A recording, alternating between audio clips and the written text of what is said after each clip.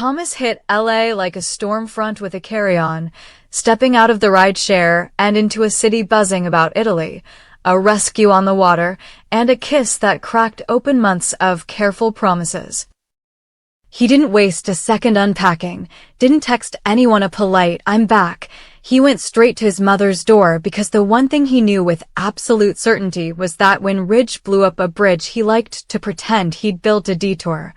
And Taylor didn't need metaphors. She needed a son who would look her in the eye and tell her she wasn't crazy for hearing warning bells in the middle of wedding plans. She opened the door with that thin smile she saves for triage, and the moment Thomas saw it, his stomach set like stone. This wasn't gossip getting loud. This was damage already done. She said the words without embroidery. Ridge saved Brooke on the water. Ridge kissed her on a terrace. Ridge admitted it in a room full of family because Taylor forced daylight into the story and then pulled the plug on the wedding until the truth could stand up on its own legs. Thomas listened, said okay, and meant war, because for years he'd circled the same cycle, Ridge chasing gravity where it pulled hardest, the family paying the toll, and he was done watching his mother bleed politely so a man could keep two timelines alive. By the time Taylor finished speaking, Steffy was already there, hair up, sleeves rolled, phone full of texts from PR and legal and a board assistant who wanted to know if a pause was a pause or the start of a power shuffle.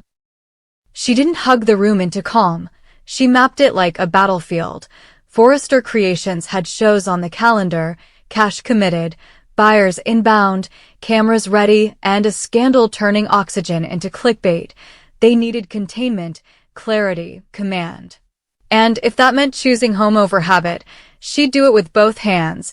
Thomas told her flat, "I'm not letting him make Mom the collateral damage of another. I didn't mean it," speech, and Steffy's answer was clean. Good. Because if you won't lead like a Forrester, I will.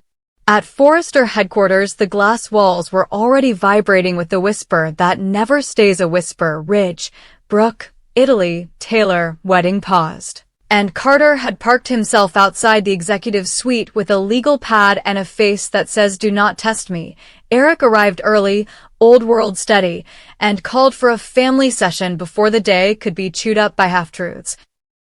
Ridge walked in with the kind of calm that reads as control until you notice the edges, and every edge on him was frayed. He started with apology and intention, the two currencies he still believed could fund a future.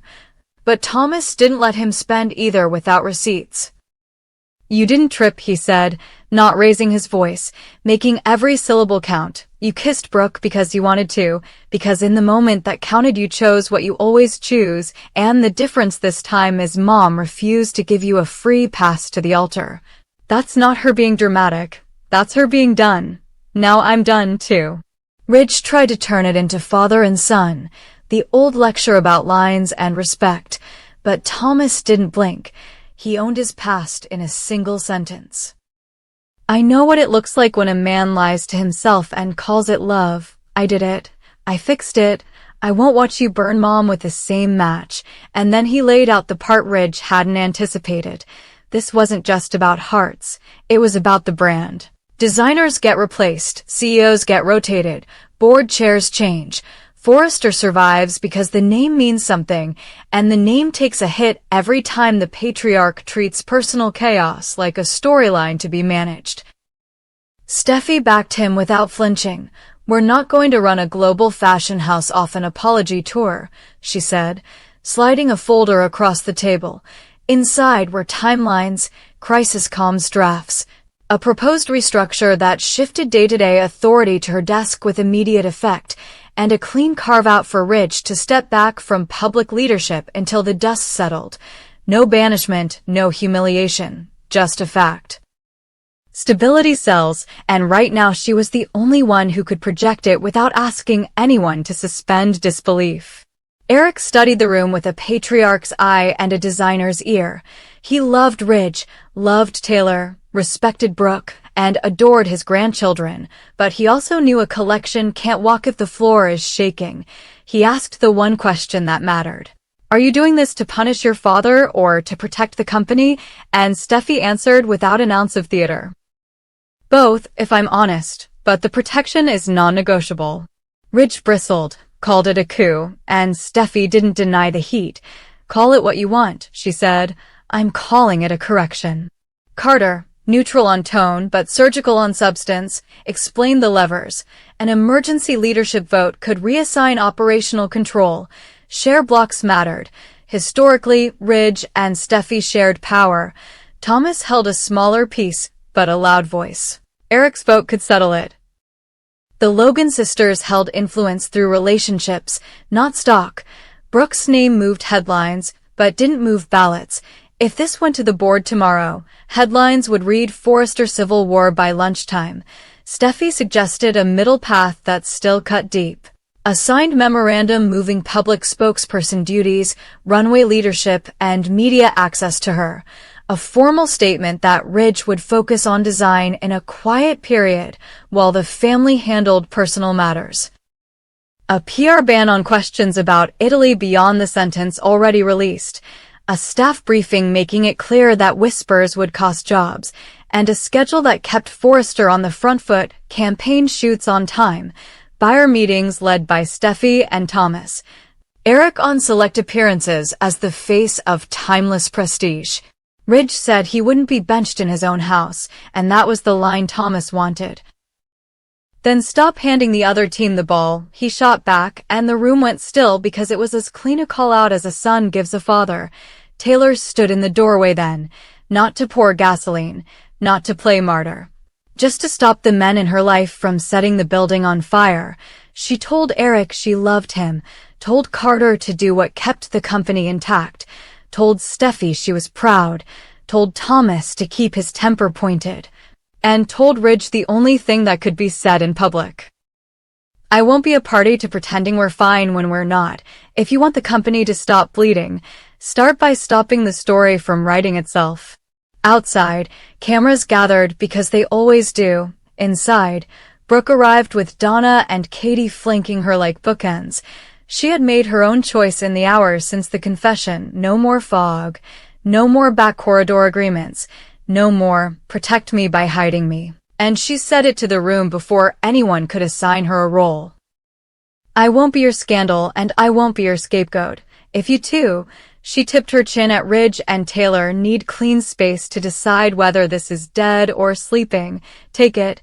If you, now to Ridge alone, come to me while holding two doors open, I shut mine forever. I said it privately, I'm saying it here. And for the record, I support Steffi taking the mic until the press gets bored. I know how this game is played. I'd rather they shoot dresses than shoot me." Eric moved them to action. They signed the memo. Carter sent the email. PR sent the statement. The building shifted from crisis to march. Meetings stacked up. Fittings resumed. The office air cleared by inches. And yet the fight didn't evaporate, it focused. Thomas set up camp in the design studio and made it unmistakably his boards covered with sketches. Fabric hung like flags. A lineup of looks that screamed precision. No chaos, and when Ridge tried to slide into the lane with notes, Thomas kept it curt. "Send them to me in writing. We'll evaluate. The collection carries my name and Steffi's right now." Ridge called it disrespect. Thomas called it accountability. Steffi called it protocol and told both of them to get back to work. But the personal ledgers still demanded entries. Thomas paid the first one by visiting Taylor that night. Not as a son with a victory, but as a man whose mother had been put through the spin cycle again. He asked her if she wanted him to press the board vote and remove Ridge outright. Taylor shook her head. "I don't want public executions. I want standards. Hold him to those, not to your anger," and Thomas heard it. Even if holding back wasn't his first instinct, he promised to keep the fight clean. She asked him to keep Douglas out of the line of fire. He nodded and texted Douglas's other parent a simple update. "No drama around our son. Full stop." Steffi ran her half of the war the way she runs everything, hard lines, fast answers, no oxygen for nonsense. She scheduled a buyer's summit, turned down a gossip mag cover that wanted Ridge, booked Eric and herself on a morning show to talk craft, and greenlit a campaign that featured models and garments, not family faces. She also made time to sit with Taylor on a couch and say the thing daughters sometimes forget to say. "We are choosing you," and Taylor, who had spent years being chosen last by a man she trusted, let that sentence soak in and reset her spine. Ridge, backed into corners he usually escapes, tried his own counteroffensive. Quiet hallway talks, appeals to history, the family-first speech he's used since before Thomas and Steffy were tall enough to reach a drafting table. He even went to Eric to turn father into referee, but Eric had made his call. Steffy leads until you can stand in front of her and your mother and say your future without a comma, and Ridge hated how right it sounded. He took the medicine and went back to his sketchbook, where the page finally refused to do the lying for him. The press labeled it a civil war because that sells, but inside the company the discipline was unmistakable. Staffers stopped whispering. Showrooms looked like showrooms again, not gossip pits. Buyers appreciated the steal. And the first preview under the new memo landed like a clean note. The clothes moved, the cameras captured, the applause was for the work. Later, in a quiet corridor, Ridge watched Steffy own the hallway with a phone to her ear, firing off fixes and thank yous. And he saw the leader his mother raised and his wife's crisis forced to the front. It stung, and it was deserved. He could have this daughter as an ally or an obstacle. He decided to try ally and walked toward a second conversation with Thomas that didn't end in a door slam. That talk happened at midnight with industrial lights humming and muslin hanging like ghosts. Ridge told Thomas he respected the work and hated the walls between them. Thomas let him get that far, then laid out non-negotiables like a contract. No triangulating through Steffy. No pulling rank in meetings where rank only makes a mess. No asking him to ease up to save a father's pride. And one human clause. Apologize to Mom again, privately, without promises you can't keep. Ridge nodded, felt the shape of humility, and did it. He went to Taylor's house without a speech, without flowers, without the instinct to negotiate. He said he was sorry for building a future on top of a question mark and for asking her to hold it steady. He didn't ask forgiveness. He asked what she needed from him to keep the children from tearing the company apart. Taylor's answer was crisp. Own your part in public exactly once, then shut it down. Do not let Brooke get turned into a villain to save you. Do not let me get turned into a martyr to save you. And do not make our kids carry this longer than the next show. He agreed. The next morning a final statement went out in Ridge's name and his alone. He reiterated the kiss, the pause, the choice to step back, and he told the press any questions beyond the work would get no answer. Then he made good on it by shutting up. The Forrester Civil War didn't end in a single vote or a firestorm speech. It settled into a new order that made sense for now. Steffy acting CEO and chief spokesperson, Thomas creative lead on the current line with Vito in his lane, Eric as anchor and arbiter, Ridge on design duty under the same rules as everyone else. The Logans respected the setup because it was clean. Brooke kept her boundary and refused secret meetings. Hope focused on her line and refused to be bait. Katie ran interference when a Spencer headline tried to juice the scandal. Donna brought Eric coffee and calm. And yet, make no mistake, the fight didn't go cold. It matured. Steffy built a coalition inside the building that ran on competence, not gossip. Thomas produced a series of knockout pieces that made critics talk about silhouette and structure instead of family trees. Buyers signed, numbers bounced, and each small win proved the point Taylor had pushed into existence. Standards, not speeches. As launch day approached, the stakes sharpened. The first row would be full of fashion press waiting to decide if a legendary house had finally outgrown its appetite for chaos. Steffy ran the seating chart like a chessboard. Thomas rehearsed the lineup until the models could walk it blind. Eric chose his suit with a nod to Stephanie's old-school armor. Ridge stood backstage a step behind the son who had just outflanked him and felt the humility and pride tangle in his chest. Taylor took her seat not in the front row, but at the end of the runway where the clothes finished their sentence. Brooke arrived without a man on her arm and without apology. The lights hit, the music pushed, and the collection did what the family had promised it would. It spoke for itself. When the last dress cleared, the applause lasted, not a frenzy, a verdict. Backstage, cameras tried to force a family tableau. Steffy politely waved them off, then pulled Thomas and Eric into a tight three-way hug that said this is the team. Ridge stepped forward and she didn't shut him out. She folded him in for a heartbeat and then pressed a to-do list into his hand because love is a verb and so is leadership. Out front, Taylor and Brooke shared a look that wasn't warm and wasn't cruel. More like an understanding between women who have survived the same man and decided to stop playing the same game. Afterward, in the emptying venue, Thomas delivered the final message of Phase 1 to Ridge, the one he'd been building toward since the car door closed on his ride from the airport. We're not interested in punishing you forever. We are interested in ending the pattern. If you want back into the center, earn it with boring choices. Silence when the press fishes. Honesty when the room is private. Work delivered on time. No shortcuts, no side doors. Do that for 6 months, a year, and we'll talk. Don't, and this alignment becomes permanent.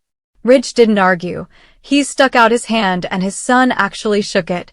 Steffy joined them and added the sting that saves futures. If you ever even consider asking Mom to accept less than clarity again, I will bench you without calling a vote. He said, understood, and for once it didn't sound like a line. It sounded like a plan. The Civil War didn't burn the house down. It burned down the nonsense. It reminded everyone what the Forrester name stands for when the people who wear it choose craft over chaos. Taylor got her respect without having to crawl for it. Brooke kept her dignity without hiding. Steffy proved that leadership isn't a surname. It's a standard. Thomas proved that change isn't a speech. It's a habit. Eric watched it all and smiled like a man who finally saw his legacy in the right hands. And LA, which loves a saga more than it loves sleep, had to accept that sometimes the most dramatic move in this family is the simplest one. Tell the truth, draw the line. Run the show.